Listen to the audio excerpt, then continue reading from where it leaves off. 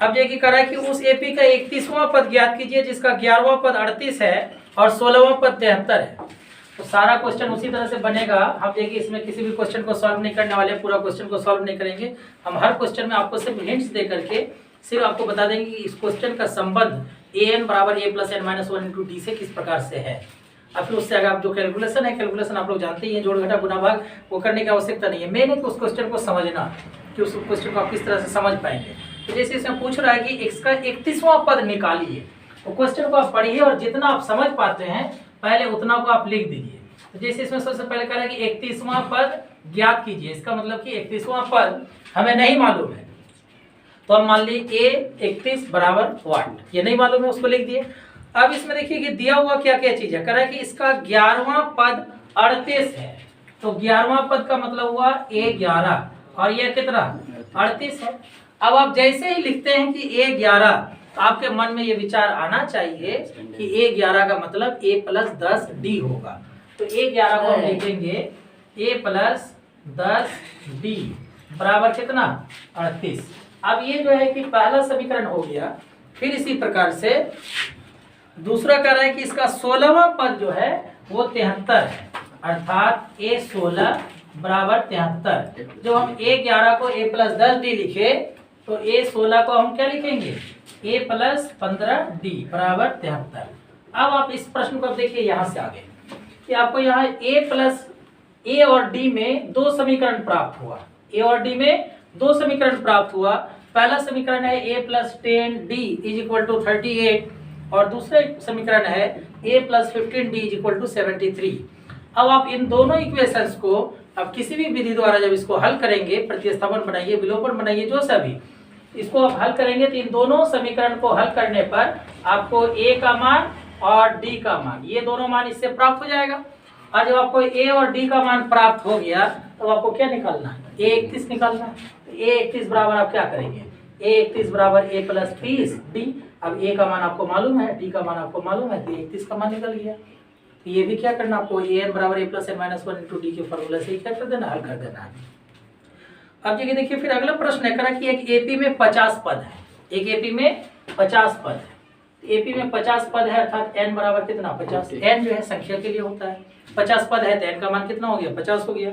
अब कह जिसका तीसरा पद 12 है। अब जितना समझ पा रहे हैं, जितना क्वेश्चन में लिखा हुआ है उसको आप जो है सिंबॉलिक फॉर्म में उसको लिख दीजिए, उसको सिंबल में। अब कह इसका तीसरा पद, तो तीसरा पद का मतलब होता है a3। तो कह कि इसका तीसरा पद क्या है 12 है। a3 बराबर कितना हो गया 12। तो a3 बराबर जब 12 हो गया तो इसको आप क्या लिखेंगे a plus 2d is equal to 12। ये इक्वेशन फर्स्ट हो गया। फिर और फिर करें इसका अंतिम पद 106 है। तब जरा इसमें सोचिए, देखिए कह रहे हैं कि इसमें टोटल 50 ही पद है और अंतिम पद 106 है। तो हम कह रहे हैं कि इस क्लास में कुल 50 लड़के हैं, इस क्लास में कुल 50 लड़के हैं और अंतिम लड़का मान लीजिए कि राकेश है। इसका मतलब राकेश का रोल नंबर कितना होगा 50 होगा। इस क्लास में कुल 50 लड़के हैं और जो अंतिम लड़का है जिसका रोल नंबर सबसे अंत में आता है उसका नाम राकेश है। तो इसका मतलब क्या आप राकेश का रोल नंबर बता सकते हैं कि क्या होगा 50 होगा। तो कह रहे हैं कि इस एपी का जो अंतिम पद है वो 106 है और टोटल इसमें 50 पद है। इसका मतलब क्या होगा कि a50 बराबर क्या होगा 106 होगा, क्योंकि 50 पद है और अंतिम पद 106 है।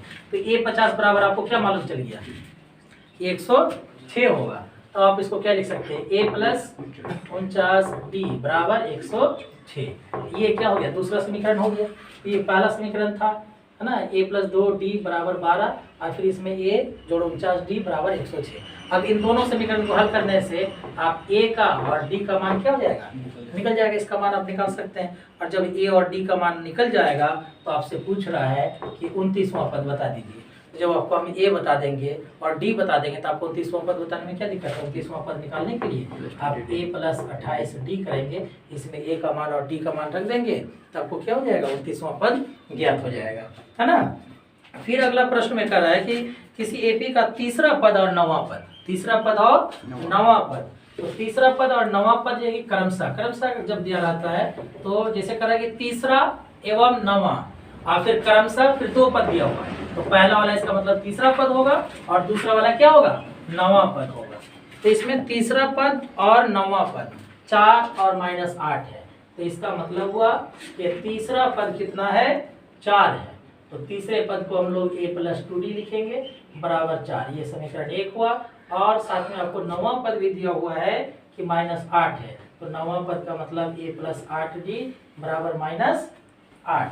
ये जो है कि समीकरण 2 हो गया। तो फिर आप देखिए कि a और d में क्या हुआ, हमको 2 समीकरण प्राप्त हुआ और इन दोनों समीकरण को हल करने पर हमको क्या होगा, a का मान मिलेगा और d का मान मिलेगा। जब a और d का मान आपको मिल गया, उसके बाद आपको पूछ रहा है कि इसका कौन सा पद शून्य होगा, अर्थात इस एपी में जो जिस एपी का तीसरा पद 4 है ना, 9वां पद -8 है, तो इसी एपी का कौन सा पद 0 होगा। तो हमें नहीं मालूम है कि कौन सा पद 0 होगा, तो हम लोग मान लेंगे कि माना nवां पद इसका क्या है, 0 है। और nवां पद an बराबर 0 और an का फॉर्मूला होता है a + n-1 × d = 0। अब चूंकि आपको a और d का मान मालूम चल चुका है, तो इसमें आप a का मान और d का मान रख देंगे, तो आपको क्या होगा, n का मान प्राप्त हो जाएगा। और n का मान प्राप्त हो जाएगा अर्थात 0 का रोल नंबर प्राप्त हो जाएगा कि 0 कितने नंबर पे आता है। तो वही प्रश्न ही था कि 0 जो है कि इसका कौन सा पद अर्थात कितने नंबर पे 0 आता है। तो इस प्रकार से आप इस प्रश्न को हल कर सकते हैं। फिर इसी प्रकार जो 10वां नंबर का प्रश्न है एनसीईआरटी का, तो इसमें आपको दिया है कि एपी का 17वां पद, एपी का 17वां पद जैसे बोला तो आपके मन में तुरंत आ जाना चाहिए कि एपी का 17वां पद का मतलब A17। और फिर कह रहा है कि एपी का 10वां पद, तो 10वां पद का मतलब A10। तो 17वां पद मतलब A17 और 10वां पद का मतलब A10। और इन दोनों में संबंध बता दिया है कि 17वां पद जो है वो 10वें पद से 7 अधिक है। लेकिन इसमें एक बात और भी है इसमें कि 17वां पद और इधर 10वां पद, 17 और 10 में ऐसे भी 7 का अंतर हो रहा है, लेकिन ऐसा चीज नहीं है, कोई जरूरी नहीं है कि ऐसा ही हो, कुछ अलग भी हो सकता है। करें कि 17वां पद जो है वो 10वें पद से कितना है, 7 अधिक है।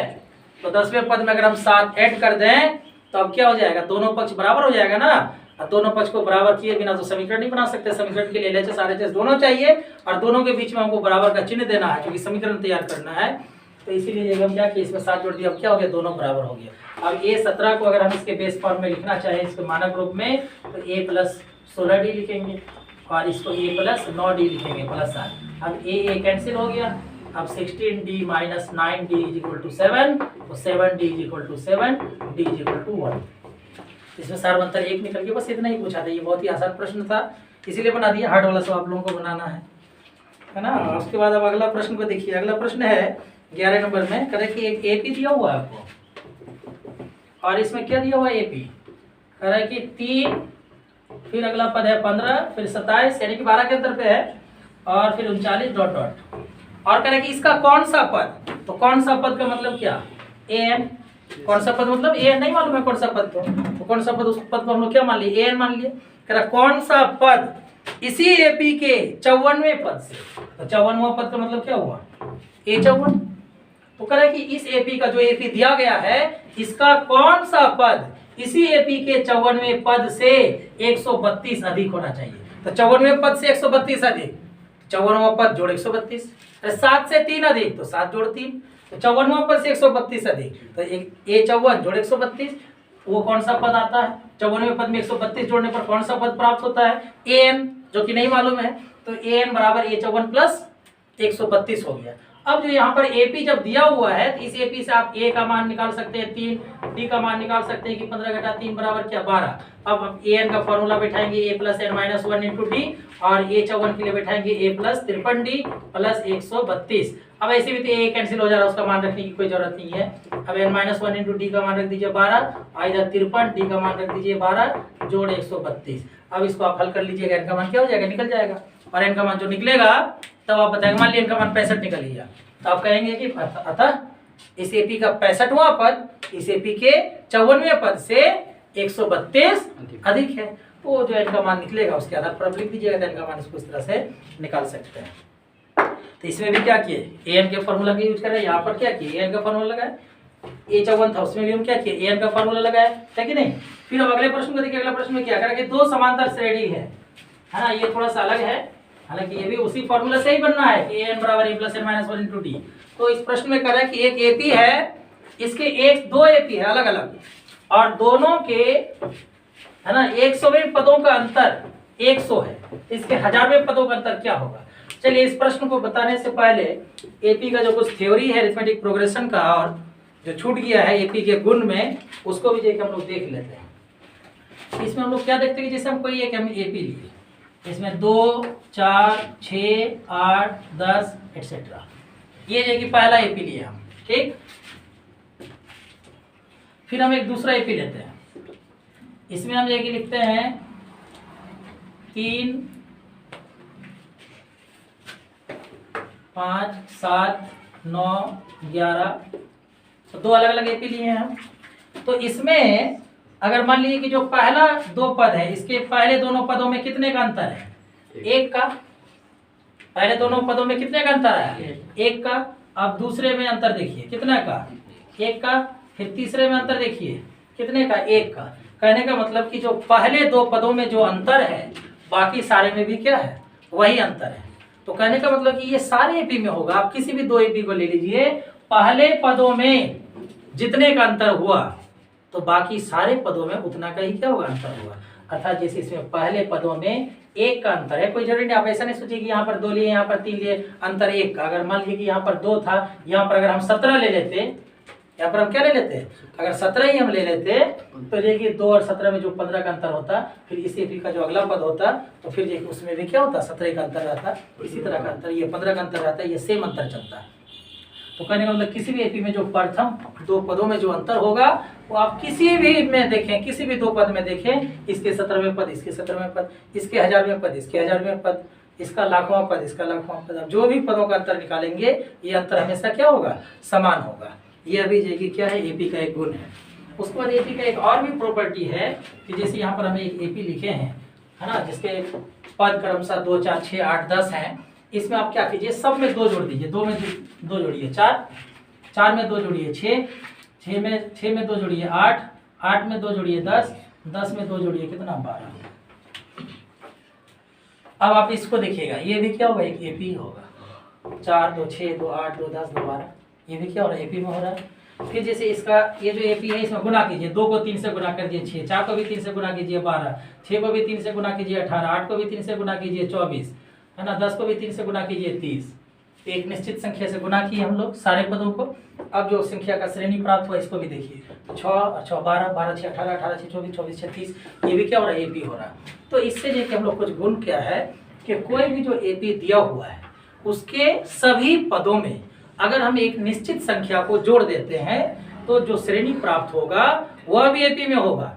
या अगर उसमें से किसी एक निश्चित संख्या को हम क्या कर देते हैं? घटा देते हैं, तो घटाने से जो श्रेणी प्राप्त, जैसे 2 में हम 10 घटाए -8, फिर हम जाएंगे 4 में क्या किए? 10 घटाए, है ना, -6। तो इस तरह से जो फिर संख्या प्राप्त होगा, है ना, -10, -6, -2, इस तरह जो भी होगा ये टोटल भी फिर जाएगी क्या होगा? वो भी एपी में होगा। तो किसी भी एपी के अगर प्रत्येक पद में अगर एक हम निश्चित संख्या को जोड़ते हैं तो उससे जो श्रेणी प्राप्त होता है वो भी एपी में होता है। एक निश्चित संख्या को घटाते हैं तो जो श्रेणी प्राप्त होता है वो भी एपी में होता है।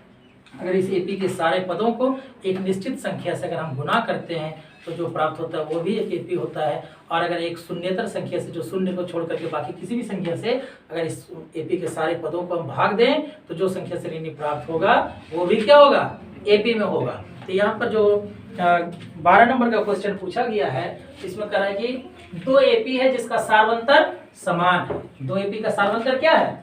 समान है। और उसके एक समय पदों का अंतर, मान लीजिए कि जो पहला एपी है उसका एक समा पद कैपिटल ए 100 माने, है कि नहीं, और जो दूसरे एपी का एक समा पद है उसको हम स्मॉल a 100 माने, और इसका डिफरेंस कितना है?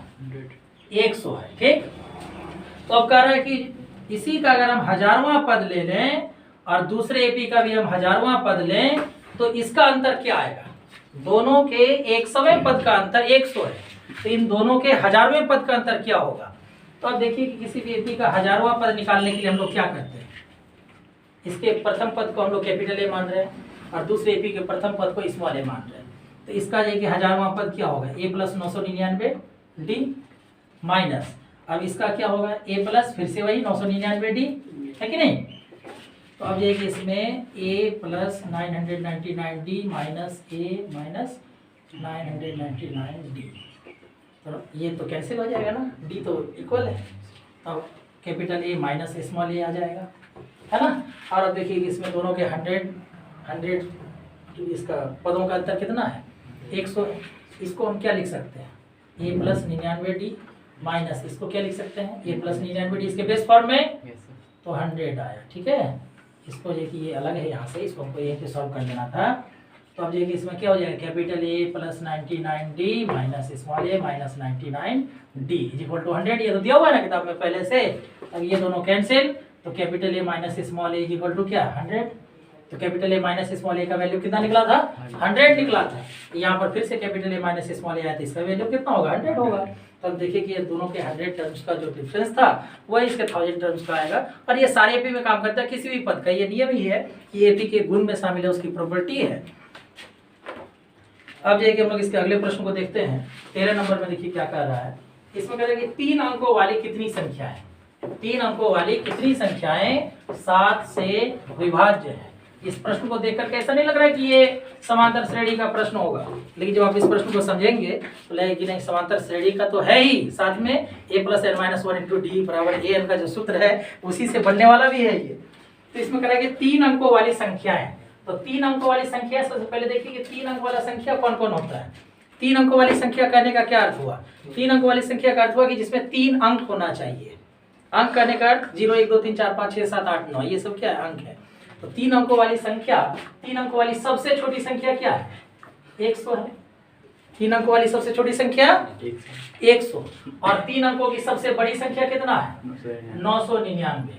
ये 3 अंकों की सबसे छोटी संख्या 100 और 3 अंकों की सबसे बड़ी संख्या 999। लेकिन आपसे यहाँ ये नहीं पूछ रहा है कि 3 अंकों की कुल कितनी संख्याएं हैं, वो अगर पूछता तो हम लोग ये तुरंत निकाल देते हैं, 999 में 99 घटा दीजिए, है ना, इसका मतलब 900। तो 3 अंकों की कितनी संख्या होगी, 900। लेकिन वो नहीं पूछा जा रहा, करेंगे 3 अंकों की कितनी संख्याएं 7 से विभाज्य है। 3 अंकों की कितनी संख्याएं 7 से विभाज्य। तो 3 अंकों की संख्या शुरू होती है 100 से और खत्म होती है किस पर, 999 पर। करें इस बीच कितने ऐसी संख्याएं हैं,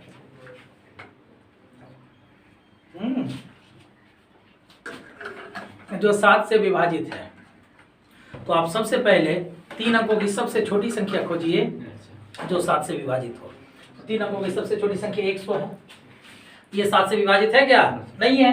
फिर अब इसके बाद 101, 102, 103, 104, 105 भाग दे करके देख लीजिए, यानी तो आप 100 में ही भाग दे करके देख लीजिए ना। 100 में भाग देते हैं 7 से कितना होगा, 14 7 98। तो और कितना चाहिए, 98 के बाद और 7 चाहिए तब ना जाएगी फिर लगेगा भाग। 98 में 7 जोड़िए कितना होगा, 105। तो 3 अंकों की 7 से विभाजित होने वाली संख्याएं कौन कौन है। विभाजित होने वाली मतलब पूर्णतः विभाजित होने वाली, ऐसा मत समझिए खाली भाग लगने वाला है। ये मान्यता समझ लिया जाता है ना, तो आप लिख नहीं सकते थे पूर्णतः विभाजित होने वाली। 105 को ना पहला, अब 7 से विभाजित होना चाहिए, 7 के अंदर पे इसको बढ़ाते चलिए। 105 फिर क्या 112 फिर 119 डॉट डॉट इसी तरह चलते जाएगा। लेकिन लास्ट में आपको कहां तक जा सकते हैं आप, 999 तक। लेकिन 999 में 7 से भाग लगेगा तब तो 999 के बगल का कौन सा संख्या होगा जिसमें 7 से भाग लगेगा। ये चीज जानने के लिए 999 में आप 7 से भाग दे सकते हैं। 7 चौके 28 कितना, 1 7 दूनी 14 कितना बचा 5। तो 999 में अगर हम भाग देते हैं तो कितना 5 बच जाता है। तो 999 से अगर 5 हम लोग पीछे चले जाएं तब यानी कि 7 से भाग लगता होगा। 5 ज्यादा हो गया इसलिए ना 5 बच जा रहा है। अगर 5 रुपया कम होता तो 7 आदमी में बराबर का हिस्सा होता। तो इससे 5 पीछे जाइए, 999 से कितना होगा 994। तो इसका मतलब कि 3 अंकों की सबसे छोटी संख्या 105 है जो 7 से विभाजित है। 3 अंकों की सबसे छोटी संख्या तो 100 है, लेकिन 3 अंकों की सबसे छोटी संख्या जो 7 से विभाजित हो, 2 कंडीशन है। पहला 3 अंक का होना चाहिए और दूसरा कि 7 से विभाजित होनी चाहिए। ऐसी संख्या 105 है। उसी प्रकार 3 अंकों की सबसे बड़ी संख्या 999 है, लेकिन शर्त है कि 7 से विभाजित भी तो होनी चाहिए। तो 7 से विभाजित हो और 3 अंकों की संख्या हो, ऐसी संख्या कौन है 994 है। अब देखिए यहाँ पर देखने के बाद देखिए इसमें आपके मन में क्या विचार आता है। अब तक भी कुछ एपी को समझने लगे कि नहीं समझने लगे हैं। तो अब यहाँ पे 105 देख रहे हैं, 112 देख रहे हैं, 119 देख रहे हैं, तो देख रहे हैं कि 7 के अंतर पे बढ़ते चले जा रहा है। पहला पद जो है इस बार ये एपी है कि नहीं है। सबसे पहले तो ये जरूरी होता है कि एपी में हो तभी तो हम लोग का बुद्धि काम करेगा। तो ये एपी में है क्योंकि इसमें सार्वंतर तो समान होगा क्योंकि 7 के अंतर पे है। तो जिसमें a बराबर 105, डी बराबर निकालना ही नहीं पड़ेगा, 7 है, 7 के पहाड़ा है, 7 का गुणज है तो। और ए एन यानी कि अंतिम पद कितना 994 है, तो पहला पद मालूम है, अंतिम पद मालूम है, सार्वत्तर मालूम है, ए डी और ए एन मालूम है, तो एन नहीं निकल जाएगा। तो ये जी हम लोग क्या कर सकते हैं, निकाल सकते हैं, और एन का मान निकल गया तो मालूम चल गया। 994 का रोल नंबर चाहिए हमको। 105 से जो हम लोग 105 को पहला समझे, 112 को दूसरा समझे, 119 को तीसरा समझे, तो 999 का रोल नंबर कितना होगा, 994 का। तो 994 का जो रोल नंबर होगा वही बतलाएगा कि 7 से विभाजित होने वाली 3 अंकों की कुल कितनी संख्या है। तो इसको लेकर हम लोग अपने से सॉल्व कर लीजिएगा, कैलकुलेशन की तरफ हम लोग नहीं बढ़ेंगे। और फिर इसी तरह 14 नंबर में सब सेम है, बस सिर्फ समझने का। कह रहा 0 है और 250 है, 0 और 250, तो 0 और 250 के बीच में कितना संख्या है जिसमें क्या होता है 4 से भाग लगता है। 0 और 250 के बीच में कितनी संख्या है जिसमें क्या होता है 4 से भाग लगता है। तो किस में 0 के बाद किस में 4 में लगेगा, 4 से भागना, उसके बाद किस में 8 में, फिर 12 में, 16 में, उसके बाद फिर अब 250 लास्ट है, लेकिन 250 में 4 से भाग नहीं लगता है, तो 250 से पहले एक संख्या खोज लीजिए जिसमें 4 से भाग लगता है, तो 248 होगा। 250 में नहीं लगेगा है ना, 249 में नहीं लगेगा, तो फिर 248 में लगेगा। तो अब देखिए आपको क्या करना है कि 0 और 250 के बीच है ना ऐसी संख्या है जिसमें 4 से भाग लगता हो, वो क्या क्या है 4, 8, 12, 16, इसी तरह करते करते 248 तक। ठीक है, तो इसमें कितना संख्या होगा वो आपको बताना है। इसमें तो आप लोग माहिर है, आपको 105 से लेकर के 994 तक कितना संख्या है निकाल दिए। उसी तरह 4, 8, 12, 16 इसी तरह अगर बढ़ते चले जाएंगे 248 तक, तो कितनी संख्या होगी आप एन का मान निकाल देंगे, उससे मालूम चल जाएगा। चलिए ये प्रश्न भी हल हो गया। अब 15 नंबर में एक प्रश्न पूछा जा रहा है कि एन के किस मान के लिए दोनों समांतर श्रेणी, पहला दिया है 63, 65, 67 और दूसरा दिया है 3, 10, 17, इन दोनों एपी का एनवा पद जो है एन के किस मान के लिए दोनों का पद जो आपस में बराबर हो जाएगा। तो इसके लिए बहुत ही आसान है, जो पहला एपी दिया हुआ है 15 नंबर में, जो पहला एपी दिया हुआ है 63, 65 और 67, इसका आप एनवा पद निकाल दीजिए। मान लीजिए कि दोनों का एनवा पद बराबर है, तो इसका एनवा पद हम लोग निकाल दिए। एन का मान निकला कुछ भी, एन बराबर A plus N minus 1 into D करेंगे ना, एन की जगह पे एन रहने दीजिएगा। और फिर दूसरा एपी जो दिया हुआ है 3, 10, 17 डॉट डॉट, इसमें भी आप क्या कीजिएगा ए निकाल दीजिएगा। ए का मतलब है A plus N minus 1 into D, A का वैल्यू है 3 plus N minus 1 into D का वैल्यू क्या होगा 10 में जाइए 3 घटा दीजिए तो 7, तो 3 प्लस 7n माइनस 7 यानी कि 7n माइनस 4 ये निकल गया। उसी प्रकार से इसका भी ये निकाल दीजिएगा a plus N minus 1 into D, A plus N minus 1 into D, तो a का वैल्यू हो गया 63 plus N minus 1 into D का वैल्यू 65 में 63 माइनस कर दीजिए तो 2, तो 63 प्लस 2n माइनस 2 यानी कि 2n प्लस 61। अब 2n प्लस 61 और 7n माइनस 4 उस एपी का एनवा पद है 2n प्लस 61 और इस एपी का एनवा पद है 7n माइनस 4। दोनों को हम इक्वल कर देंगे, तो दोनों को इक्वल करेंगे तो एक इक्वेशन मिलेगा और उस इक्वेशन को सॉल्व करके n का मान प्राप्त हो जाएगा और n का मान प्राप्त होगा वही होगा आंसर। उसके बाद देखिए 16 नंबर में कह रहा है कि एक एपी ज्ञात कीजिए। इसमें एपी निकालने के लिए कहा है और इसमें बता दिया है कि इसका तीसरा पद जो है वो कितना है 16 है। तीसरा पद 16, इसका मतलब क्या हुआ a प्लस 2d बराबर कितना 16, ये पहला समीकरण बन गया। फिर अब कह रहा है कि सातवां पद, तीसरा पद जो है कि 16 है और कह रहा सातवां पद तो a7, फिर कह रहा पांचवा पद a5 है ना। कह रहा कि पांचवें पद से 12 ज्यादा है, यानी पांचवें पद में अगर हम 12 जोड़ दें तो किसके बराबर हो जाएगा सातवें पद के बराबर हो जाएगा। तो यहाँ से a प्लस 2d बराबर 16 एक समीकरण बन गया है और a7 को आप a प्लस 6d लिख सकते हैं, a5 को आप a प्लस 4d लिख सकते हैं, plus 12 a cancel 6d minus 4d is equal to 12, तो d इज इक्वल टू 12/2 है ना। तो d का वैल्यू कितना निकल गया 6 निकल गया। अब इस समीकरण में आप d का वैल्यू रख करके a का मान निकाल दिए और जब a और d आपको मिल गया तो आप सब कुछ निकाल सकते हैं। तो AP निकालने के लिए कहा तो क्या दिक्कत है, पहला पद, दूसरा पद, तीसरा पद, चौथा पद निकाल दीजिए, डॉट डॉट लगा दीजिए 4 पद निकाल करके। उसके बाद जो 17वां है ये थोड़ा सा अलग है, उसमें कह रहा है कि इस एक एपी का उसमें कह रहा है कि अंतिम तरह से अभी तक हम लोग जितना एपी में जितने भी प्रश्नों को पढ़ रहे थे सारे प्रश्न में प्रथम पद से अंतिम पद की ओर हम लोग बढ़ रहे थे, लेकिन इसमें उल्टा कर रहा है कि अंतिम पद से प्रथम पद की ओर आपको निकालना है। तो इसके जो सबसे आसान तरीका आप लोग याद रखिएगा, उतना लंबा इसमें नहीं जाना है, उससे कोई फायदा ही नहीं है, ज़्यादा क्वेश्चन है नहीं एनसीईआरटी में उस टाइप का। तो इसमें करेंगे अंतिम से, तो जब आपको शुरू से पूछा जाता है तो आप an बराबर a plus n minus 1 into D करते हैं। जब आपको अंतिम से पूछा जाए कि अंतिम से प्रथम पद की ओर, तो अंतिम से अंतिम पद से प्रथम पद की ओर, अंतिम पद से प्रथम पद की ओर nवां पद बराबर l minus n minus 1 into D कर दीजिएगा।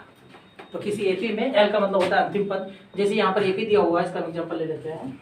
जैसे इसमें एग्जांपल में 3 8 13 डॉट डॉट 253, इसका अंतिम पद देखिए इसमें क्या है, l बराबर कितना है 253 है, और d का वैल्यू क्या है 8 माइनस 3 तो 5 है। तो आपको देखिए इसमें क्या करना है 253 माइनस n। अब कितना पद पूछ रहा है अंतिम से इसमें पूछा जा रहा है आपको 20वां पद। यहाँ पर आपको देखिए इसमें 20वां पद अगर पूछे कि अंतिम से 20वां पद, इतना हम नहीं लिखे, अंतिम पद से पहले पद की ओर देखिए 20वां पद। तो 20वां पद के लिए आपको क्या करना है कि 253 माइनस 20 घटा 1 गुना डी का मान कितना 5। इसको सॉल्व कर लीजिएगा, जो मान आएगा वही होगा अंतिम से इसका 20वां पद, है ना। उसके बाद ये कि 18 19 और 20 में बहुत ही आसान है, लेकिन भाषा वाला है इसलिए थोड़ा सा ये मुश्किल लग रहा है। पर कि किसी एपी के चौथे पद और 8वें पद का योग, चौथे पद और 8वें पद का योग, तो चौथा पद का मतलब क्या हुआ a4, 8वां पद का मतलब क्या हुआ a8 बराबर कितना 24। तो अब चौथा पद को क्या लिखेंगे a प्लस 3d, 8वां पद को लिखेंगे a plus 7d equal to 24। अब इसको सॉल्व करेंगे तो 2a plus 10d equal to 24।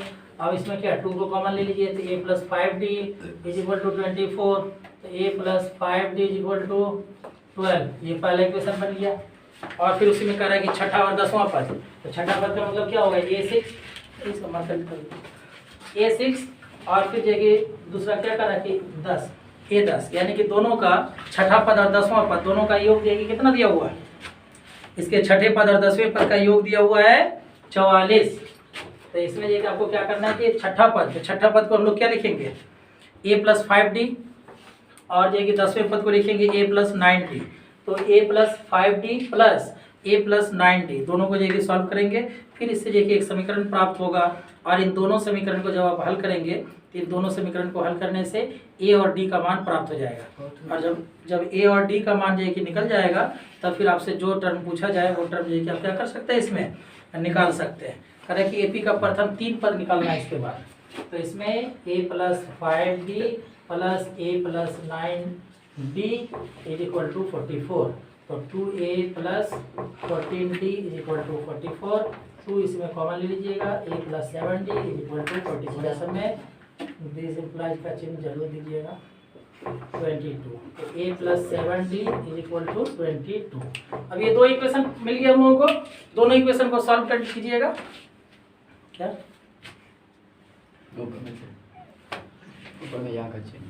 अच्छा ठीक, ये दोनों समीकरण को देखिए हल करेंगे, तो दोनों समीकरण को हल करने से आपको a का और d का इन दोनों का वैल्यू जो है कि मिल जाएगा। और इन दोनों का वैल्यू जब मिल गया तो इसमें करेंगे इसका प्रथम 3 पद निकालिए। प्रथम 3 पद निकालने का मतलब हुआ आपको a1 निकालना है, a2 निकालना है और a3 निकालना है। तो अभी इसमें सॉल्व करेंगे तब ना उसको आपको देखिए प्रोसेस से सही तरीके से करना पड़ेगा। अभी हम सिर्फ आपको इसमें हिंट्स दे रहे हैं कि किस तरह से इस प्रश्न को बनाना है, उसको सिर्फ समझा दिए, कैलकुलेशन जी कि आपको अपने से करना है। फिर इसी प्रकार इससे आगे जो और भी 2 प्रश्न है और एपी पर आधारित। तो इसमें जिसमें पहला प्रश्न है करे कि सुब्बा राव किसी व्यक्ति का नाम है, जो करे कि 1995 में उसका वेतन था 5000। वेतन 5000 का मतलब उसको पर मंथ जो है 1995 ईस्वी में उसको पर मंथ 5000 रुपये मिल रहा था। तो 1995 से उसकी नौकरी की शुरुआत की, वहाँ से उसको वेतन मिलना शुरू हुआ, जिसमें उसका पहला वेतन जो था वो 5000 रुपये पर मंथ का था।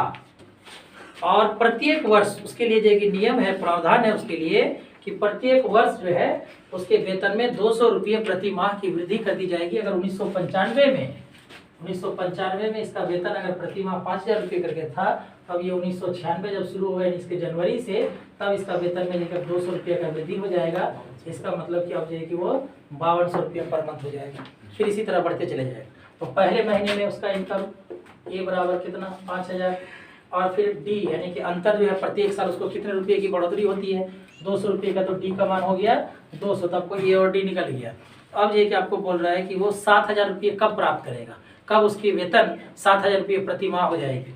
अभी 5,000 है, फिर 5200 होगा, फिर 5400 होगा, फिर 5600 होगा, फिर 5800 होगा, फिर 6,000 होगा, इसी प्रकार से 6200, 6400, हाँ 6600, 6800, तब फिर 7,000 होगा। तो AN क्या है?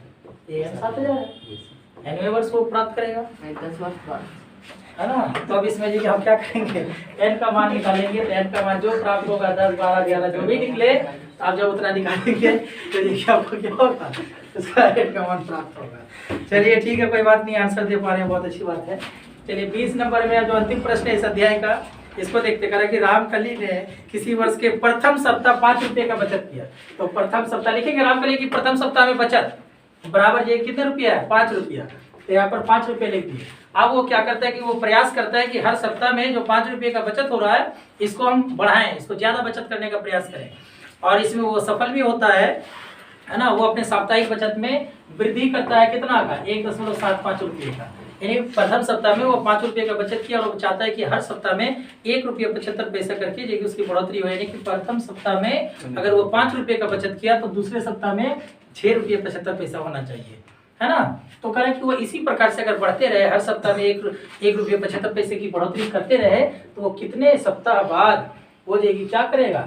20 रुपये 75 पैसे तक पहुंच सकता है। तो इसमें आपको ए दिया हुआ, डी दिया हुआ, एन दिया हुआ है, आपको इसमें क्या करना है? एन का मान निकालना है कि नहीं।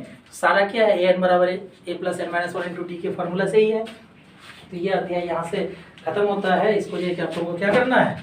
पूरा बनाना है, इसमें कोई परेशानी नहीं होनी चाहिए, और परेशानी होगी तो फिर ये कि जो प्रॉब्लम होगा आप लोग पूछिएगा, उस प्रॉब्लम को बताया जाएगा।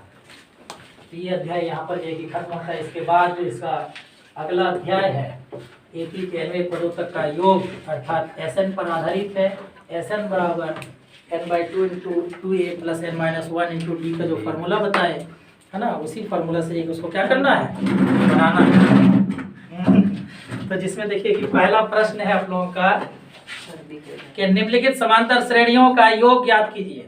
तो आपको कोई भी समांतर श्रेणी दिया जाएगा और जिसमें आपको क्या किया जाएगा? उसके सभी पदों का आपको योग ज्ञात करना है। तो इसमें सारे क्वेश्चन का हम कुछ हिंट्स बता देते हैं, उसके बाद आप लोग इसको अपने से बनाएंगे।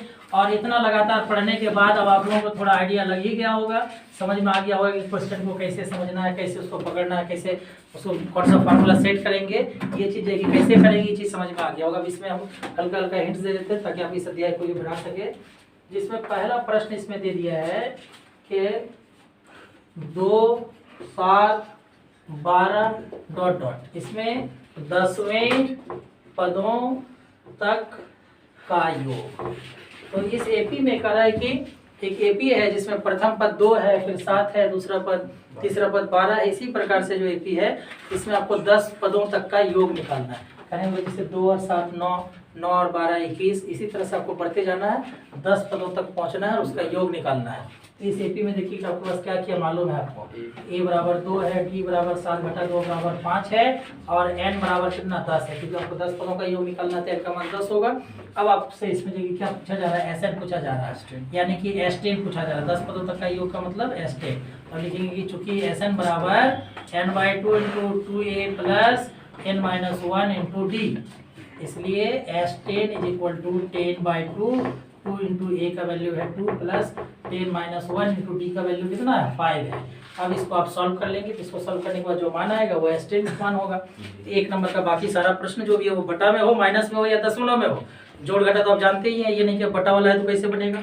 बटा वाला तो भिन्न का जोड़ करेंगे, दशमलव वाला तो दशमलव वाला जोड़ घटा करेंगे, है ना।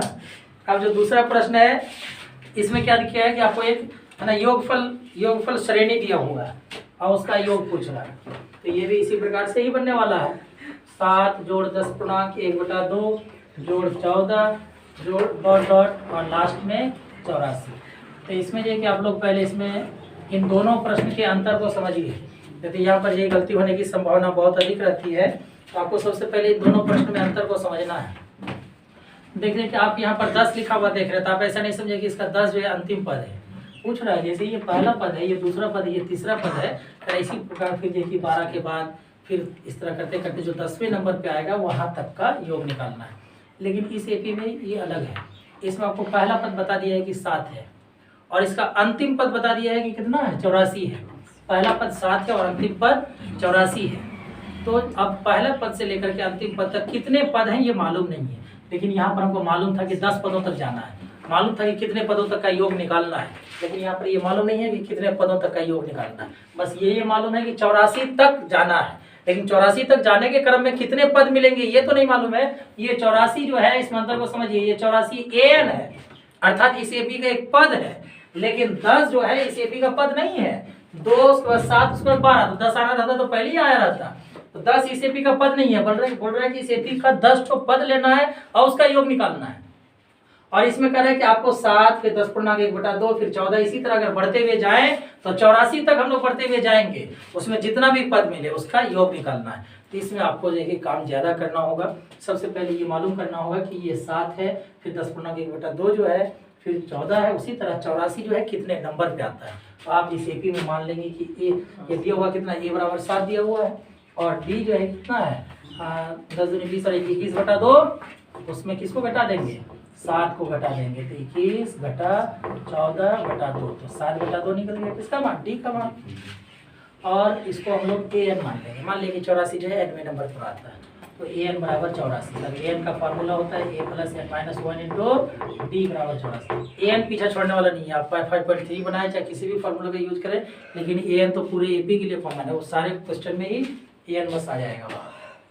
अब इसमें जैसे आप a और d का वैल्यू रख देंगे तो आपको n का मान मिल जाएगा, और जब आपको n का मान मिल गया, a का मान मिल गया, d का मान मिल गया, तो आप Sn क्या कर सकते हैं, निकाल सकते हैं। और एक जरूरी बात इसमें आपको बता दें कि इसमें Sn निकालने के लिए Sn का जो फॉर्मूला आप लोगों को बताए थे कि n/2 × 2a + n - 1 × d है, ये वाला फॉर्मूला का यूज यहाँ पर नहीं करना है। क्यों आप उतना लंबा फॉर्मूला यूज करना चाहिएगा, यहाँ पर आप यूज कीजिएगा n/2 × a + an, क्योंकि आपके पास an मालूम है, an बता दिया कि 84 है, तो आपको n का मान जो निकल जाएगा, n का मान रख दीजिएगा, a का मान तो मालूम है 7 और an का मान है 84, तो इसमें आप देखिए जल्दी से निकल सकते हैं इसका, इसके लिए आपको उतना लंबा नहीं करना है।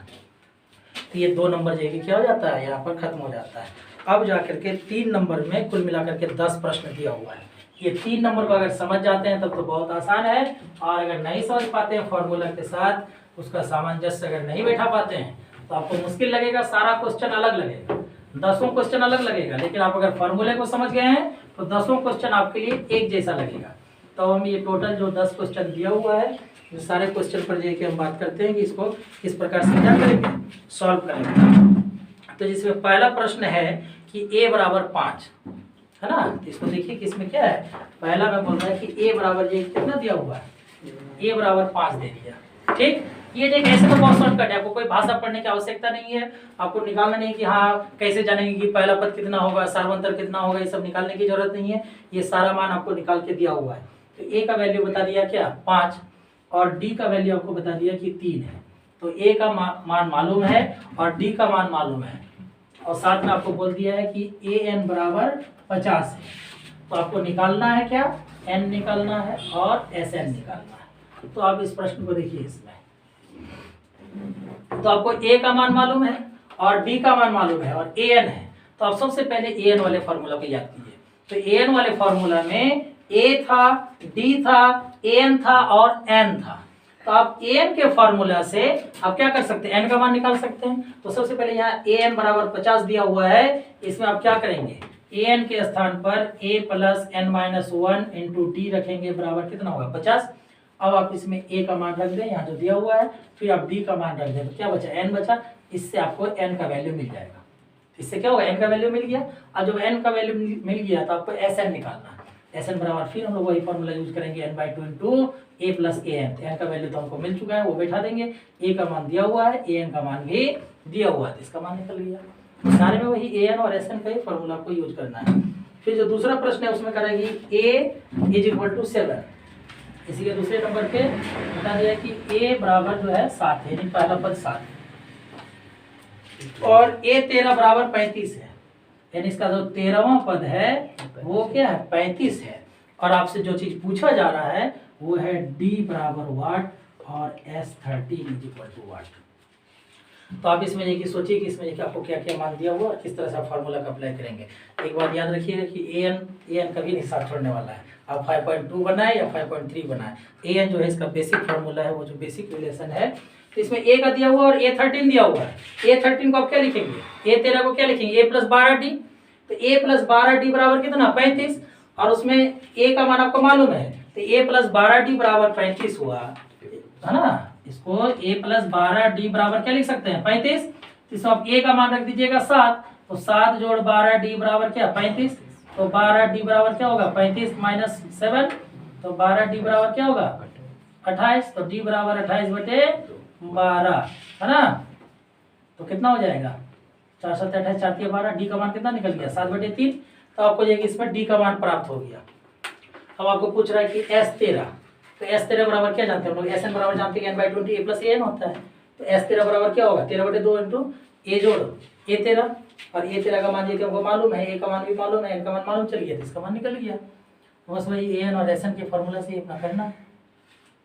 इसमें जैसे कि मान लीजिए आपको S13 निकालना है, तो S13 निकालने के लिए आप क्या करेंगे 13/2, और फिर क्या a का मान कितना है 7, और फिर a13 का मान कितना 35, तो इसको रख दीजिए 13/2 गुना 35 और 7 कितना 42, और 2 से इसको गुना कर दीजिए 21, 273, ये इसका जो हो गया। अब इसी प्रकार से इसका जो तीसरा प्रश्न है उसमें कह रहा है कि तीसरे प्रश्न में कह रहा है कि a12 बराबर 37, अर्थात किसी एपी का कोई एक एपी है जो हम लोग को ज्ञात नहीं है, दिया हुआ नहीं है,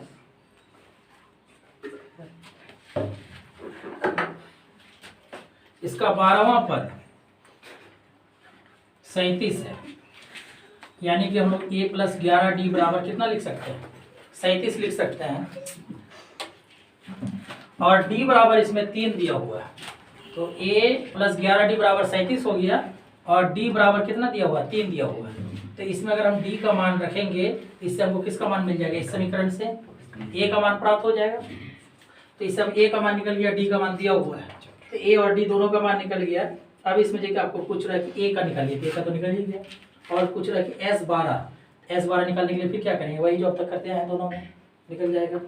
चलिए फिर इसके चौथे प्रश्न को देखते हैं। चौथा प्रश्न में क्या है, अरे a3 बराबर 15, तो a3 बराबर 15 तो क्या होगा a प्लस 2d बराबर कितना 15, a और d में एक समीकरण प्राप्त हो गया। और फिर कह रहा है कि S10 बराबर 125, तो S10 बराबर 125, तो हम लोग Sn का भी फार्मूला जानते हैं कि Sn का फार्मूला क्या होता है n/2 into 2a plus n-1 into d 125, इधर कितना हो जाएगा 5 into 2a plus 9d is equal to 125, 5 से इसको कैंसिल कर दीजिएगा 25, तो 2a plus 9d is equal to 25, ये सेकेंड इक्वेशन। तो a और d में दो इक्वेशन मिल गया, तो जब a और d में दो इक्वेशन मिल गया तो इससे आप क्या कर सकते हैं, दो चर वाले रैखिक समीकरण पढ़े ही हैं, तो आप लोग इसको किसी भी विधि द्वारा हल करके a और d का मान निकाल सकते हैं। जब आपको a और d का मान निकल गया तो फिर इसमें आपको पूछ रहा है कि क्या कि आपको d और a10 निकालना है, कुछ भी पूछे आपको निकाल सकते हैं। फिर इसी तरह पांचवें प्रश्न में इसमें जो है कि आपको d दिया हुआ है कि d बराबर 5 दिया हुआ है, और फिर S9 बराबर दे दिया आपको 75, तो d का मान दे दिया S9 का फॉर्मूला बैठाइएगा। S9 का फॉर्मूला क्या होगा 9/2 into 2a plus n-1 into d, 9-1 into d, उसमें जो आपको d का वैल्यू क्या कर दीजिएगा, d का वैल्यू रख दीजिएगा, तो d का वैल्यू रख दीजिएगा, तो उसमें a का वैल्यू निकल गया, और जब a का वैल्यू निकल गया तो अब a9 पूछ रहा है, यानी तो आपको डायरेक्ट S9 दिया हुआ है, तो इसमें जो आप Sn वाला फॉर्मूला भी बिठा सकते हैं। ठीक है, फिर जगह छठे नंबर वाले प्रश्न में देखिए क्या दिया है, इसमें आपको a बराबर दे दिया 2, a का मान बता दिया 2, और d का मान बता दिया आपको 8, और साथ में Sn बराबर बता दिया 90, तो इसमें ये द्विघात समीकरण में जाएगा, ये देखिए नहीं।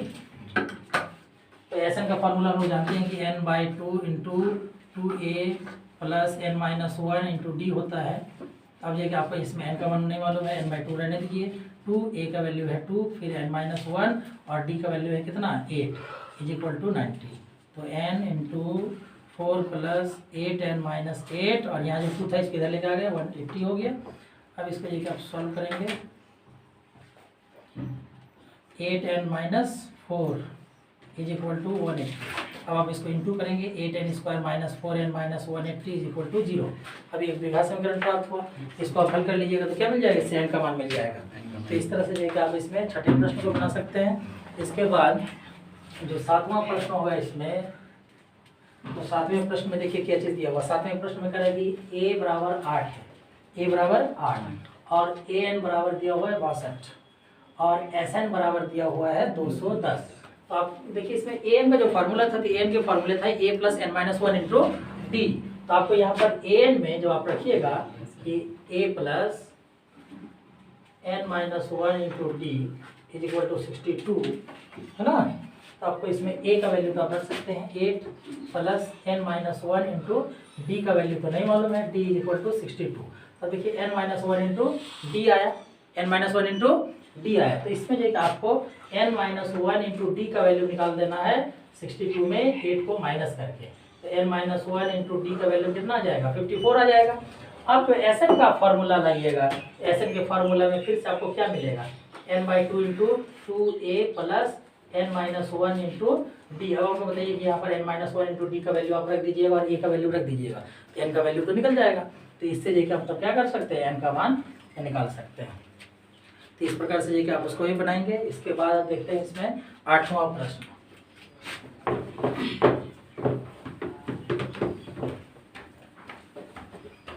8वें प्रश्न में ये समझिए कि बस खाली समीकरण बनेगा और कुछ नहीं है इसमें, बिल्कुल उसी प्रकार से इसको हल करना है।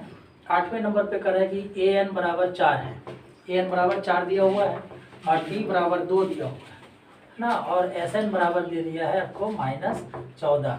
तो जब आपको इसमें ए एन का मान दिया है और इसमें आपको डी का मान दिया है, तो हम लोग जानते हैं कि ए एन के फॉर्मूले पे A plus N minus one into D होता है। इतना का वैल्यू 4 है, इसमें ए की जगह पर रहने देंगे एन माइनस वन और डी का वैल्यू है कितना 2। तो आपको ये कि इसमें क्या होगा, ए और एन में एक समीकरण प्राप्त होगा, ए और एन में एक समीकरण प्राप्त होगा। A plus 2n minus 2 is equal to 4, तो ए प्लस 2n इक्वल टू 6, है ना। तो आपको ए और एन में क्या हुआ, एक समीकरण प्राप्त हुआ। अब इसमें एक आप एस एन कीजिएगा, तो इसमें आप जब n by two into two A plus N minus one into D करेंगे, तो इसमें जिस जगह पर या तो अगर आप इसमें a is equal to 6 minus 2n कर दीजिएगा, इसमें आप अगर इसमें a का वैल्यू निकालना चाहें तो 6 माइनस 2n कर सकते हैं ना। तब इस समीकरण में आपको क्या करना है कि आपको d का वैल्यू मालूम है, तो d का वैल्यू आप रख दीजिएगा। उसके बाद जहाँ पर a आएगा, a के स्थान पर आप क्या कर दीजिएगा, 6 माइनस 2n रख दीजिएगा समीकरण 1 से, इसको समीकरण 1 मान लीजिएगा। तो इससे इसमें देखिए क्या होगा, आपको n का मान प्राप्त हो जाएगा। तो इस तरीके से आप इसको 8वें नंबर को हल कर सकते हैं। फिर इसी प्रकार जो है कि 9वें नंबर में आपको a का मान दे दिया है कि a का मान इसमें कितना है, 3 है। तो देखिए इसमें कि कौन कौन सा मान दिया हुआ है और उसको लेकर के आप कौन सा फॉर्मूला उसमें सेट कर सकते हैं।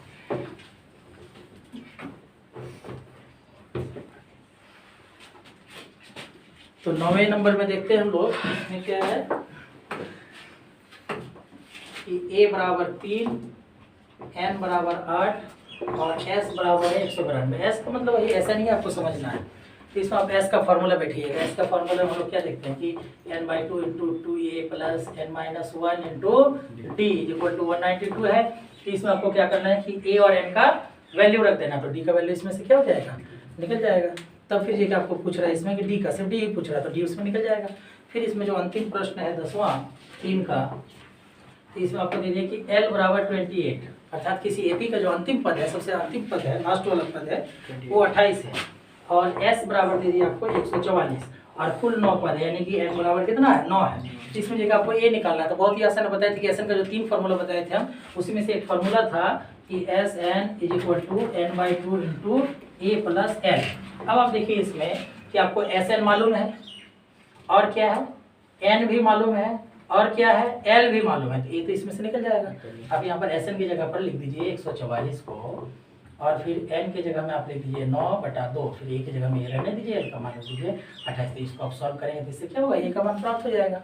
तो इसी प्रकार से 3 नंबर में ये हम लोग देखें कि ए एन और एस एन से भी ये 2 फार्मूला का यूज करके आप 3 नंबर के सारे प्रश्न को क्या कर सकते हैं, हल कर सकते हैं। और 3 नंबर के बाद अब 5.3 में जितने भी क्वेश्चन हैं, ये सारा जो है कि वर्ड्स प्रॉब्लम है, भाषा पर आधारित है।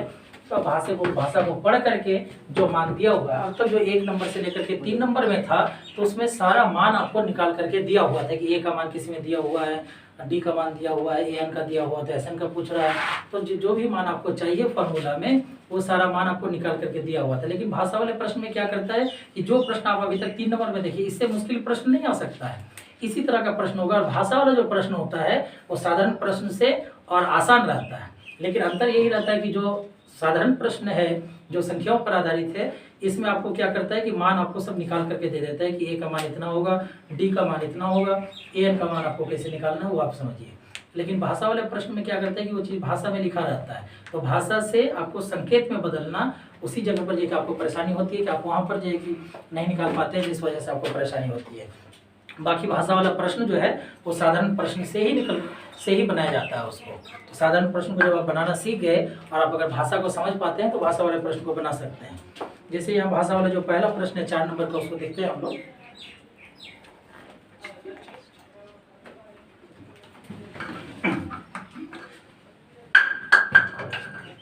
करा कि 636 योग प्राप्त करने के लिए 636 योग प्राप्त करने के लिए 9, 17, 25 कॉमा डॉट डॉट डॉट जो एपी दिया हुआ है, इसके हम लोग कितने पदों को लेंगे। तो इसमें देखिए कि क्या कह रहा है प्रश्न। कह रहा है कि हमको एपी जो दिया हुआ है 4 है, 9 है, 4 नहीं है, 9, 17, 25 डॉट डॉट। करें इस एपी का हम लोग कितने पदों को लेंगे, है ना। जैसे भी इसमें इस एपी में कितने पद को आप देख पा रहे हैं, 3 पद को। करें इसके हम लोग कितने पद को लेंगे ताकि इस टोटल का योगफल कितना हो जाना चाहिए, 636 हो जाना चाहिए। तो इस एपी में ए का मान देख रहे हैं कि 9 है, डी का मान आप निकाल सकते हैं 17 घटा 9 बराबर 8, और एस बराबर आपको मालूम है कितना 636, और आपको इसमें क्या करना है, एन का मान निकालना है। तो क्या इस टाइप का क्वेश्चन नहीं दिया रहता था कि आपको ए का मान बता दिया, डी का मान बता दिया, एस एन बता दिया और आपको एन का मान पूछ रहा है। बस यहाँ पर आपको क्या करना है कि भाषा पढ़ करके सिर्फ ये सब जो है उसको संकेत के रूप में लिखना है, इसके बाद फिर आप इसको सॉल्व कर सकते हैं। फिर हम लोग देखते हैं इस तरह 5वें नंबर में। तो 5वें नंबर में कह रहा है कि एपी का प्रथम पद जो है वो 5 है, अंतिम पद यानी कि ए एन या एल भी मान सकते हैं 45 है, और एस एन बराबर कितना दिया हुआ है 400 दिया हुआ है। यहाँ पर आपको ए मालूम है कि 5 है, ए एन मालूम है कि कितना 45 है, और एस एन मालूम है कि कितना है 400। तो आप इसमें से कौन सा फॉर्मूला का यूज करेंगे, एस एन बराबर जो formula n/2 into A plus A N, इस फॉर्मूला का यूज करेंगे। यहाँ पर एन का वैल्यू देखिए आपको क्या नहीं रखना है, ए और ए एन का वैल्यू आपको मालूम है, एस एन का भी वैल्यू मालूम है, एन का वैल्यू निकल जाएगा। बस यही है भाषा वाला प्रश्न। अब एक इसी में देखिए 6ठे नंबर को। तो 6ठे नंबर में आपको कह रहा है कि एक एपी के प्रथम और अंतिम पद क्रमशः, तो प्रथम पद कितना है 17 और अंतिम पद कितना है 350, ठीक है। और कह रहा है कि यदि सार्वंतर 9 है, डी भी बता दिया 9, तो इसमें कितने पद है और इसका योग क्या है। तो आपको यहाँ पर ए मालूम है, ए एन मालूम है और डी मालूम है, तो आप इससे क्या कर सकते हैं, ए एन का जब फॉर्मूला बैठाइए कि A plus N minus 1 into T is equal to 350, इसमें आप ए का और डी का वैल्यू रखिएगा तो क्या होगा, एन का वैल्यू निकल गया, कितने पद है वो मालूम चल गया। और उसके बाद आपको पूछ रहे कि एस एन क्या होगा, जब आपके पास ए और डी है, एस एन कुछ एन भी मालूम है, एस एन पूछ रहा है तो क्या दिक्कत है, उसको लेकर आप बना सकते हैं। फिर 7वें नंबर के प्रश्न में देखिए, किसी तरह के किसी एपी के प्रथम 22 पदों का योग ज्ञात कीजिए। डी इक्वल टू दे दिया आपको कि डी का वैल्यू 7 है और A22 आपको जगह दे दिया कि 149 यानी 22वां पद 149 है, और आपको जगह डी का मान दे दिया कितना 7 है। तो आप इससे क्या कर सकते हैं, A22 बराबर 149, तो A प्लस 21 डी बराबर 149। तो इसमें आप जगह डी का मान रख दीजिए तो क्या हो जाएगा, ए का मान निकल जाएगा इससे, और जब ए का मान निकल गया उसके बाद आपको पूछ रहा है कि 22 पदों का योग। तो 22 पदों का योग यानी S22 बराबर 22/2 ए जोड़ A22, एस एन बराबर n/2 into A plus A N वाला फॉर्मूला लगाइएगा, आसानी से निकल जाएगा, बहुत 2a वाला फॉर्मूला नहीं लगाना इसमें। फिर उसी तरह 8 नंबर में करा उसे बी के 51 पदों का योग ज्ञात कीजिए जिसके दूसरे और तीसरे पद क्रमशः 14 और 18 है। दूसरा पद बोल रहा है कि इसका कितना है, दूसरा पद 14 और तीसरा पद कितना है 18। इसमें ज़्यादा कुछ करने की जरूरत भी नहीं है, A2 और A3 जब दिया है तो यहीं से तो आपको डी निकल जा रहा है, तो डी बराबर कितना हो जाएगा, 18 में से 14 घटा लीजिए कितना 4 निकल गया। और फिर देखिए A2 बराबर कितना 14 दिया हुआ है, तो ए प्लस डी बराबर कितना 14, तो अब इसमें ए प्लस डी का मान रखिए 4 बराबर 14, तो ए का मान कितना निकल गया 10 निकल गया। तो आपको ए और डी जब इसे मालूम है तो इसमें उसके बाद एक आपसे पूछा जा रहा है कि क्या 51 पदों का योग निकालिए, 51 निकाल देना है। उसके बाद फिर देखिए 9 नंबर में, तो 9 नंबर में देखिए क्या करें, किसी एपी के 7 पदों का योग यानी S7 बराबर कितना 49 दिया हुआ है, और 17 पदों का योग यानी S17 बराबर कितना दिया हुआ 289 दिया हुआ है। तो आप दोनों को क्या करेंगे, एस एन के फॉर्मूले पे सेट करेंगे कि S7 बराबर 49 दिया हुआ है, तो इसको n by two into two A plus N minus one into D पे सेट कर देंगे, इसको भी n by two into two A plus N minus one into D पे, दोनों में क्या होगा समीकरण प्राप्त होगा। और उस दोनों समीकरण को जब आप हल कर लीजिएगा तो जो भी मान मांग रहा है वो सब चीज़ एक ही निकल जाएगा। तो प्रथम n पदों का योग पूछ रहा है, चलिएगा आपको Sn मतलाना है। Sn के लिए आपको क्या करना है कि Sn का फॉर्मूला रख देना है और a और d का मान बैठा देना है, n की जगह पर n रहने देना है, उसका मान निकल जाएगा। चलिए इसके बाद देखिए हम लोग देखते हैं इसका 11 नंबर। तो 11 नंबर में देखिए करा 11 नंबर आप लोगों को बता चुके हैं, जब हम Sn के बारे में समझा रहे थे उसमें बताया थी कि किसी भी एकी का nवां पद जाएगी 4n माइनस एन स्क्वायर है।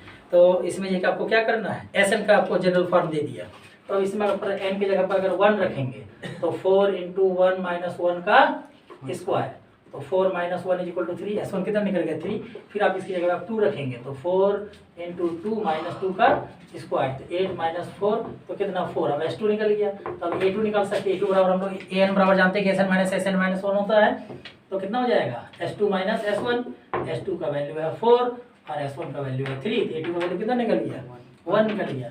अब देखिए D निकल जाएगा, D निकालने के लिए हम लोग क्या करते हैं A2 माइनस A1, A2 का वैल्यू 1 और A1 का वैल्यू है 3, तो D का वैल्यू निकल गया -2। तो इसमें देखिए क्या क्या चीज पूछ रहा था। अच्छा हम लोग 11 नंबर में चले गए, बीच में 10 नंबर छूट गया, चलिए 11 नंबर को देख लेते हैं पहले। तो इसमें करेंगे प्रथम पद क्या है, दूसरा पद क्या है ना, इसी प्रकार तीसरा पद क्या है, 10वां पद क्या है और nवां पद क्या है। तो आपको इसमें A और D का मान जब निकल गया तो आपको जो भी पूछे, तीसरा पद पूछेगा तो आप A प्लस 2D कीजिएगा, 10वां पद पूछेगा तो A10 बराबर A प्लस आप 9D कर दीजिएगा। उसी तरह आपको nवां पद पूछेगा तो आप AN बराबर कर दीजिए, तो AN बराबर A plus n minus 1 into D, तो A का वैल्यू जाएगी कितना है 3 है, plus n minus 1 into D का वैल्यू है -2, तो 3 माइनस 2n प्लस 2, तो 5 माइनस क्या होगा 2n होगा। तो जब आपको A और D का मान ही निकल गया, हाँ तो आप देखिए बाकी सारे का मान जाएगी क्या कर सकते हैं, निकाल सकते हैं। उसी प्रकार से 10वां नंबर भी इसी प्रकार था, 10 नंबर भी कोई मुश्किल प्रश्न नहीं है। 10 नंबर में आप जैसे इसमें आपको SN दिया हुआ है तो 10 नंबर पे आपको AN दिया हुआ है, और जब AN मिल गया, SN मिल गया तो आप S1 S2 S3 निकाल सकते हैं। जब आपको AN मिल जाएगा तो आप A1 A2 A3 निकाल सकते हैं। तो 10वें नंबर पे क्या था कि जैसे AN बराबर आपको बोल दिया कि 3 प्लस 4n है, तो आप इसकी जगह पे 1 रखेंगे तो 3 प्लस 4 इंटू 1 तो 7 निकल गया। फिर आपको A2 अगर निकालना है तो 3 प्लस 4 इंटू 2 किए तो 3 प्लस 8 आपको 11 निकल गया। इसी प्रकार से देखिए आपको इसमें क्या पूछ रहा है, प्रथम 15 पदों का योग। तो आपको जब A और A2 निकल गया तो आप इसमें क्या कर सकते हैं, D भी निकाल सकते हैं, A2 माइनस A1 यानी कि 11 घटा 7 बराबर 4, और आपको अब A और D मिल गया है तो आप देखिए अब क्या कर सकते हैं S15 का मान निकाल सकते हैं। 15 बटा 2 गुना 2A plus minus 1 into D करके आप उसका मान निकाल सकते हैं, है ना। आप देखिए इसके कुछ और भी प्रश्न को देख लेते हैं, जैसे कि 12 नंबर में कि ऐसे प्रथम 40 धन पूर्णांक का योग ज्ञात कीजिए जो 6 से विभाज्य हो। अब धीरे धीरे आ रहा है, ये बहुत ही आसान है, ये सबसे भी आसान है। जो क्वेश्चन आप अभी तक बनाए हैं इससे भी बहुत आसान है, यहाँ से जाएगी कोई और परेशानी नहीं होगी। तो 12 नंबर में कह रहा है कि आप ऐसे 40 धन पूर्णांकों का योग ज्ञात कीजिए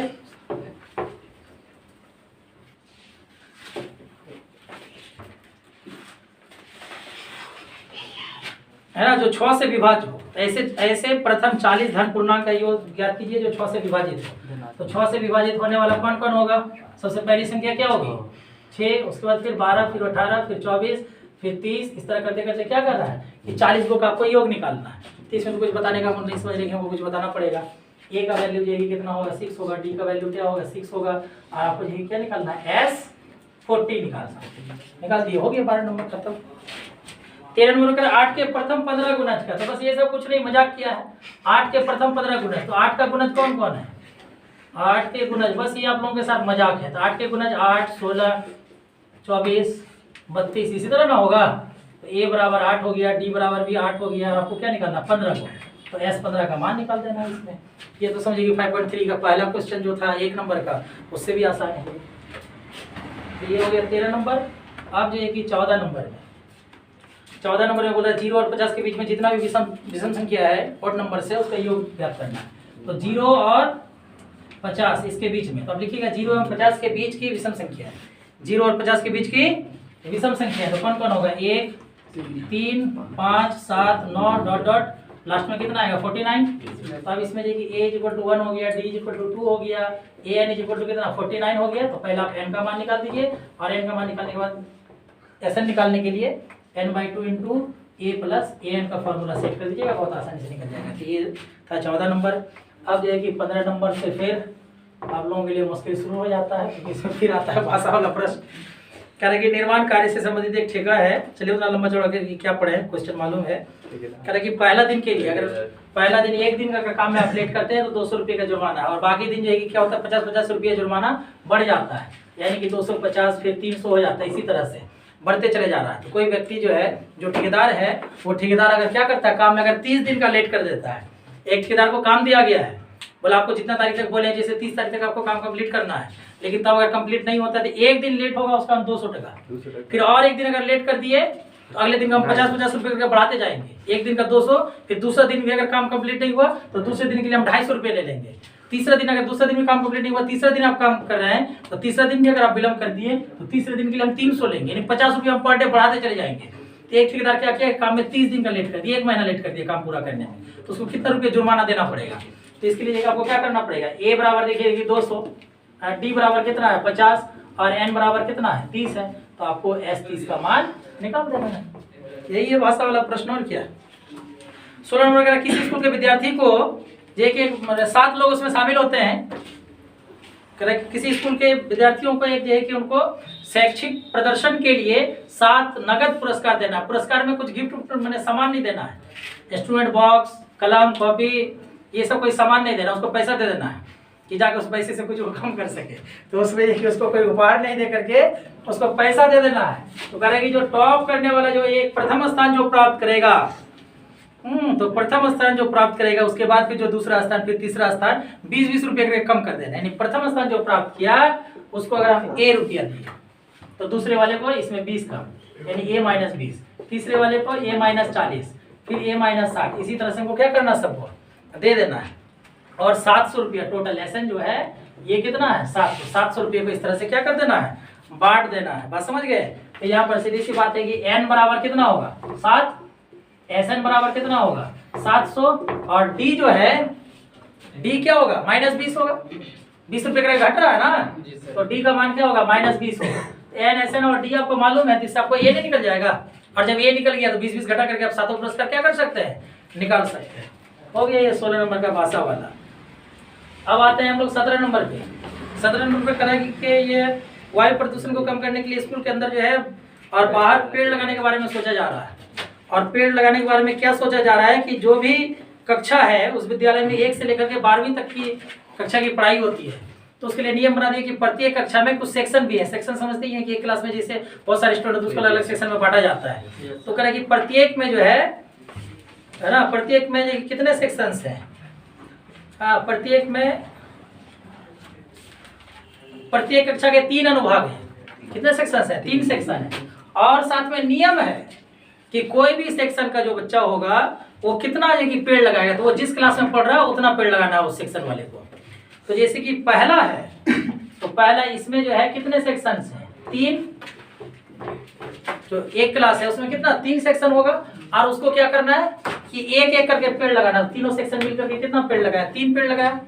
फिर जो दूसरा सेक्शन है तो उसको क्या करना है, तीनों सेक्शन को 2-2 करके पेड़ लगाना है, हर सेक्शन को 2 पेड़ लगाना, क्योंकि लोग है ना दूसरे क्लास में पढ़ रहा है इसीलिए। तो इसमें 3 गुना 2 होगा। उसी तरह तीसरे क्लास वाले को 3 गुना 3, चौथे क्लास वाले को 3 गुना 4 डॉट डॉट, इसी तरह जो अंतिम जो है 12 वाला उसको क्या 12 गुना 3 इतना पेड़ लगाना पड़ेगा।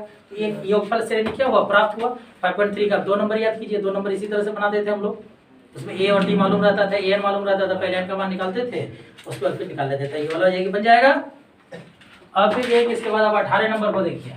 18 नंबर में क्या कर रहा है कि ए से प्रारंभ करके एक सर्पिल, तो जैसे यहाँ पे एक केंद्र मान लिए और यहाँ से जाएगी इसको करके क्या कर देना आपको है ना, एक जाएगी अर्धवृत्त, फिर यहाँ ऐसे, फिर इसको इस तरह से बढ़ाना है, फिर इधर आना है, फिर इस तरह से जाएगी और इधर बढ़ा देना, फिर इस तरह से इसको आगे बढ़ते जाना।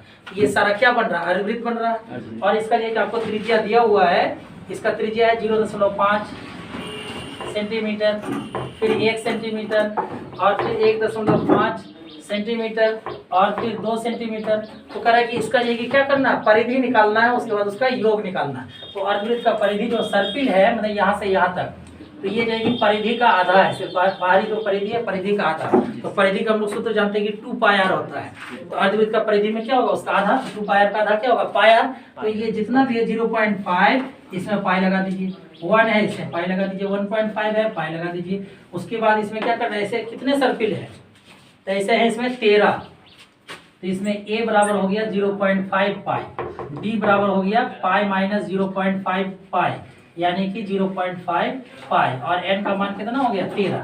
तो आपको a d और n का मान जब मालूम है तो आप s13 निकाल दीजिएगा, उसमें जाके आपको योग प्राप्त हो जाएगा। तो ये जो है कि 20 नंबर था। और अब इस अध्याय का जो सबसे अंतिम प्रश्न है वो आलू दौड़ से संबंधित है। आलू दौड़ में अब एपी का दौड़ जो है कि खत्म होगा। एपी का दौड़ जो है कि अब कहाँ पे खत्म हो रहा है, आलू की दौड़। तो आलू दौड़ एक प्रतियोगिता होती है ना। उस रेस में आलू खाना नहीं है, आलू को उठा के ला करके बाल्टी में रखना है। बात समझ गए? तो यहाँ पर एक बाल्टी रखी हुई है, समझ लीजिए इस प्रश्न को, अंतिम प्रश्न है। तो अब इसमें क्या करना है कि एक बाल्टी 19 नंबर भी बीच में हम छोड़ दिए क्या? आज चलिए 19 नंबर भी छोड़ दिए, पहले 19 को देख लेते हैं। तो 19 नंबर में कह रहा है कि 200 लट्ठे यानी कि लकड़ी का ये है, तो जिसमें सबसे पहली पंक्ति में 20 है, उसके बाद फिर 19 है, उसके बाद फिर 18 है, इस तरह से घटते चले जा रहा है। और टोटल तो इसमें a बराबर कितना हो गया 20, d बराबर कितना हो गया 19 घटा 20 यानी कि -1, और sn बराबर यानी कि टोटल कितना है 200 है। तो आपको देखिए इसमें सबसे ऊपरी पंक्ति में कितने लट्ठे हैं आपको वो निकालना है। इसका मतलब कि सबसे ऊपरी पंक्ति में सबसे कम है, अर्थात इसका अंतिम पद निकालना है। तो आप इसमें पहले n का मान निकाल लेंगे, उसके बाद an निकाल दीजिएगा, वही होगा इसका अंतिम पद।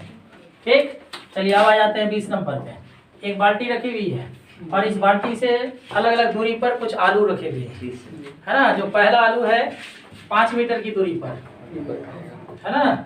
उसके बाद 3-3 मीटर की दूरी पर, 3-3 मीटर की दूरी पर जाएगी क्या क्या इसमें आलू रखा गया।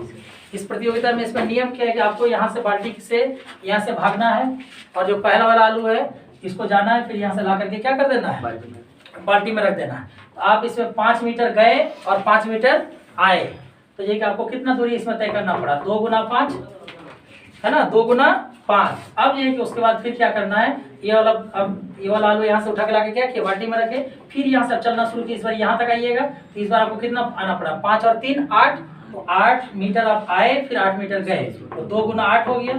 फिर उसी तरह इसके लिए तो 5 3 8 3 11, तो 11 आए और 11 गए, तो 2 गुना 11 हो गया। इसी तरह से आपको क्या करना है, बार बार आना है, और एक साथ आप लेके नहीं जा सकते, एक ही बार यहाँ से टोटल को ले जाकर रख दिए। पहला आलू को ले जाकर रखना है, फिर वहां से रिटर्न आना है, फिर दूसरे को, फिर तीसरे को।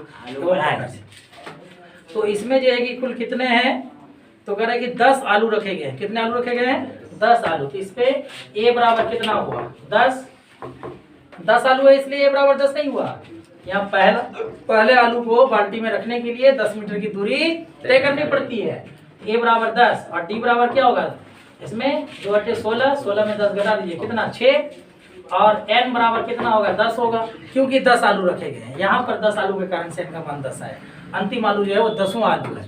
आपको ये इसमें क्या कर देना है, SN का मान निकाल देना। जो SN का मान निकलेगा वही होगा कि 10वां आलू को लेके आपको बाल्टी में रखने के लिए कितना आपको दूरी तय करना पड़ा। तो चलिए एपी में जो है कि आज पूरे एपी को हम लोग एक ही दिन में जाएंगे देखिए पूरा खत्म किए। 5.1 से लेकर के 5.3 के सारे प्रश्न को आप लोग जाएगी बनाइए। जो परेशानी होगा वो सब जाएगी आप पूछिएगा, इसको पूरा जाएगी कंप्लीट।